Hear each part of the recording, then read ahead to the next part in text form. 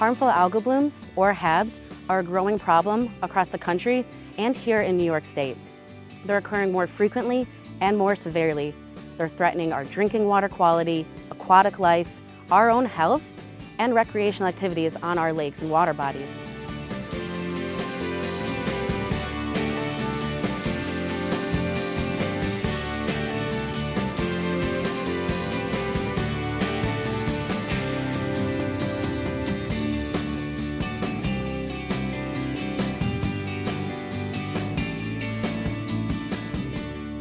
Communities, agencies, and organizations have been working diligently to help combat HABs and the stressors that contribute to them. They're implementing a variety of projects that will prevent them from worsening over the years. These projects on Cayuga Lake are addressing harmful algal blooms. These projects include reducing nutrient runoff, managing erosion, restoring streams and creeks, as well as conserving open space.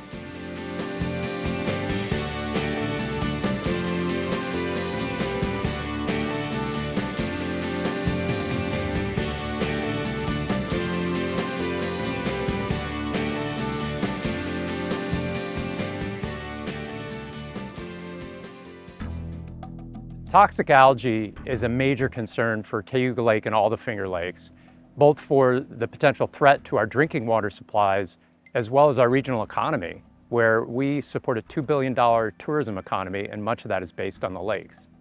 Well, the health of the lake depends on the health of its watershed. We see this across the country and across the world, where the more developed watershed is, whether for residential, commercial uses, or agriculture, it's a greater challenge keeping that water clean. So land conservation plays a vital role in ensuring water quality, particularly focused on the most sensitive areas that are most important for maintaining that quality. Well, the Land Trust was created to conserve land, to permanently protect land. And here at the Van Riper Conservation Area and the Whitlock Nature Preserve, that together secured 2,000 feet of shoreline, our first goal was to keep this shoreline undeveloped. But we recognize the stream behind me on this property, which has been highly altered over the years, was eroding tons and tons of topsoil into the lake and carrying nutrients that are feeding these toxic algal blooms. Every year in the spring at this site, we would see at high water tons and tons of sediment being eroded from the banks. So we could actually stand in the stream and the banks would be towering over my head. And we recognized how this was impacting the lake. We consulted, particularly with U.S. Fish and Wildlife, to figure out how we could restore this to a situation that was more natural. And that involved installing natural materials, logs and rock, in a way to recreate a riffle pool habitat that would both restore the habitat and dissipate the energy that was eroding all that soil. Toxic algal blooms or cyanobacteria outbreaks depend on high levels of phosphorus and nitrogen. So by reducing this runoff, this sediment was carrying that phosphorus and nitrogen into the lake. So we've reduced it one tiny increment. And what we need to do, though, is replicate projects like this many times over. Public funds are essential to make this work happen. This project was a partnership between the Finger Lakes Land Trust, a nonprofit organization, the U.S. Fish and Wildlife Service, the Seneca County Soil and Water District, and also the State Department of Environmental Conservation. Each partner put resources into the project, and a key part of that was a grant from the state's Water Quality Improvement Program. This project has already taken several years from the initiation of the design, and we've still got a couple years to go in terms of monitoring how it settles in and continue with planting of native vegetation along the stream to ensure that the habitat is enhanced. There is much more work to be done. This is just a starting point for us. We're going to work with our partners to restore more streams, wetlands and vernal pools that also filter runoff, and planting native plant buffers along our streams. And there's just many, many more projects. So stream restoration is a process, a procedure to try to get streams back to a more natural state. We've done a lot over the years to impact streams one way or another, and streams are constantly adjusting, causing erosion, affecting infrastructure.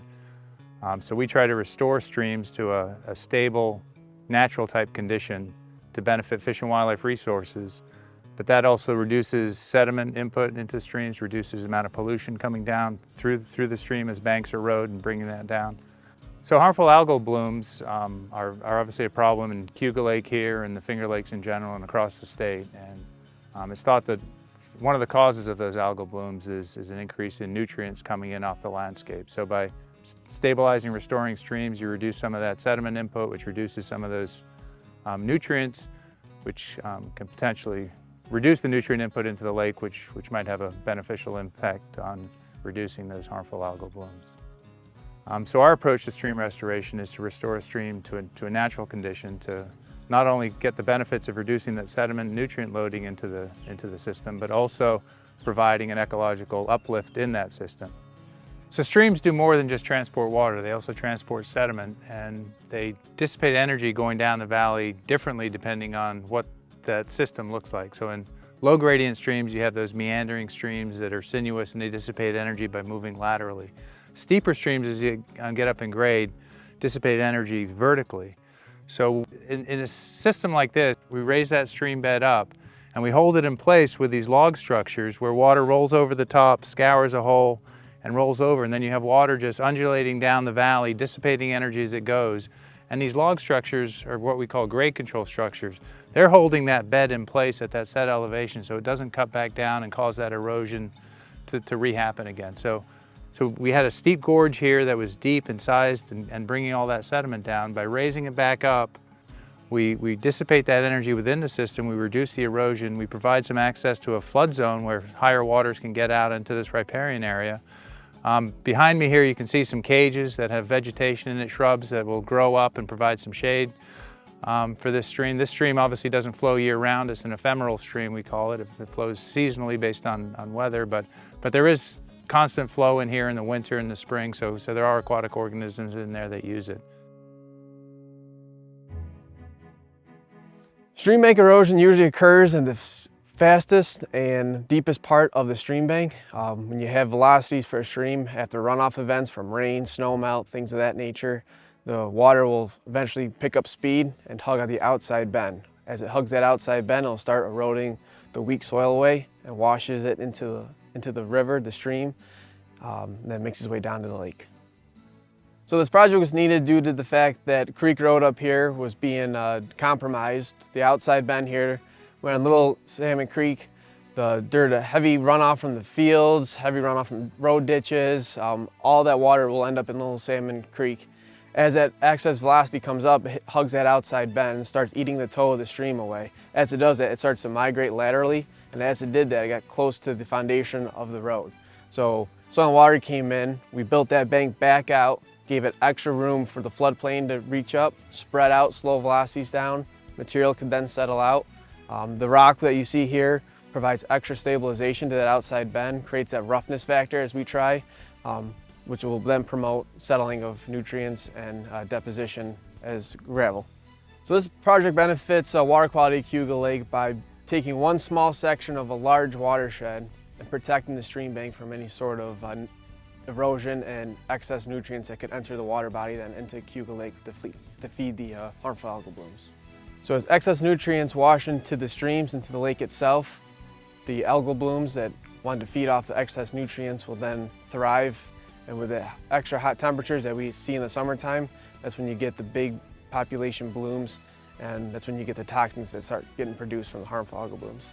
This project was funded by a specific funding source that is only available to soil and water conservation districts throughout New York State. There's a lot more work that needs to be done, not only within this sub-watershed, but the larger watershed and the county in general.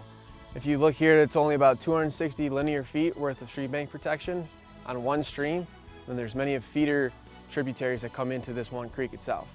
When you look in Cayuga Lake as a whole, there's a lot of opportunities, which means that it means a lot more funding that needs to be rolled into this place. This is a good start. It's one of many that we're currently working on and have completed, but there's a lot more that can be done. I'm Lois Lounsbury. I am the fourth generation of Lounsburys to have grown up on this farm. My great-grandfather started it back in the mid-1800s.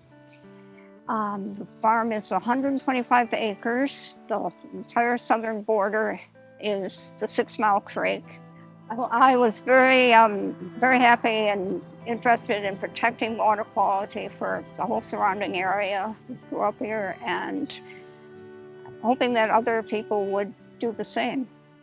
It was a great relief to me to have the land protected and know that whoever takes it over, whether family member or it gets sold, that they will abide by the easement.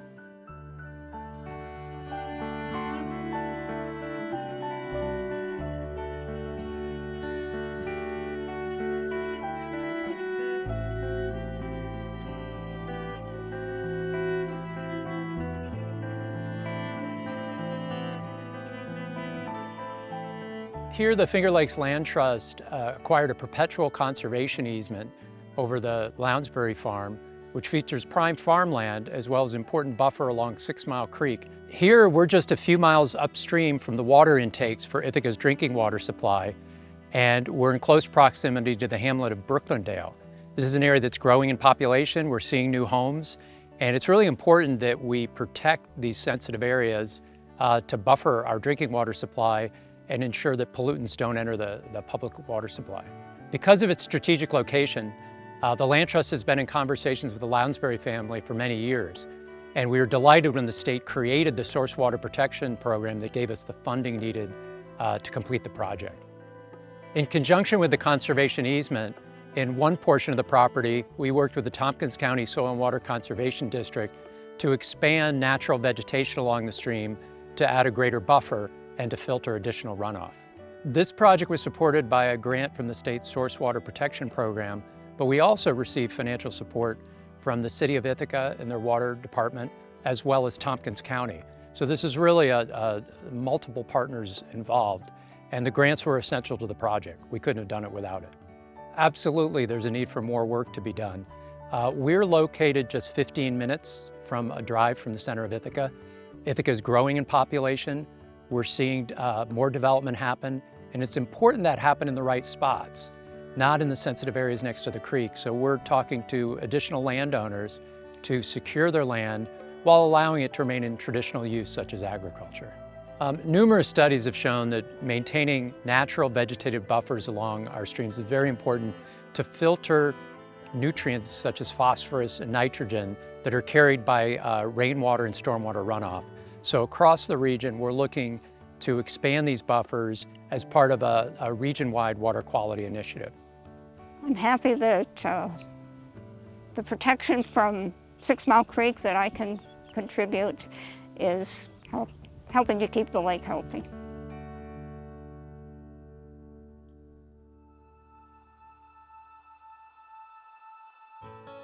I'm the 6th generation here on the farm. We've been on the same home farm since 1830, and we currently are milking 1,750 Holstein cows and raise about 1,100 young stock. We crop ourselves about 2,500 acres, and then we work with neighbors, people who've gotten out of the dairy business but are still in the crop business, and they provide about another 1,000 acres of land that we farm to feed the girls. This is a facility that we built 2 years ago that is about 4 miles from the home farm where all the animals are, but the satellite storage is remotely located that we would either need to pump to it or truck to it, but we have a lot of land close by to it that we can put the nutrients on to help fertilize the crop. We invested in this storage facility because it allows us to get the nutrients onto the crop at the right time at the right rates.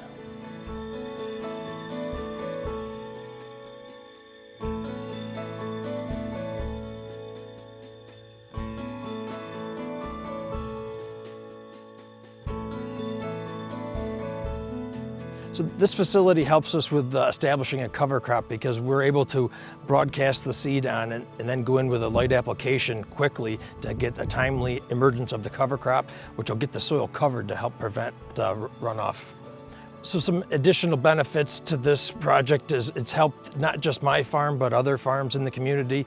We've had other dairies in the community utilize this storage when they're running out of space in theirs, and I think that's a great asset for the community to help make sure that they don't have runoff as well.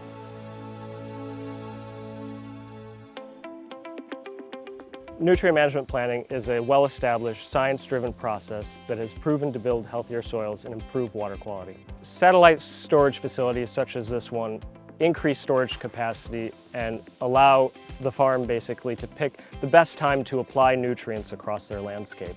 The farm can focus on applying when runoff isn't as likely and plant uptake is more likely. In this specific case, by implementing a satellite storage facility such as this one, the farm can now better follow their nutrient management plan, utilize precision agricultural equipment, newer technology, and implement a plethora of soil health practices. So this project benefits soil health because of what we call the 4R principles. And what they stand for is the right source, the right rate, at the right time, in the right place. So soil health is important when dealing with HABs and promoting water quality because healthy soil will infiltrate and filter water and it'll act like a sponge. So basically during these weather events that we've been getting, such as these rain events, the soil can actually uptake that water and essentially prevent runoff from the field. This project was funded through a cost share program with New York State Ag and Markets, and it's called the Ag Non-Point Source Abatement and Control Program. Grant programs are imperative to the work that we do to facilitate best management practice adoption across the watershed. There is always work to be done. Farmers are continually learning, adapting to new practices, and to be better stewards of the environment.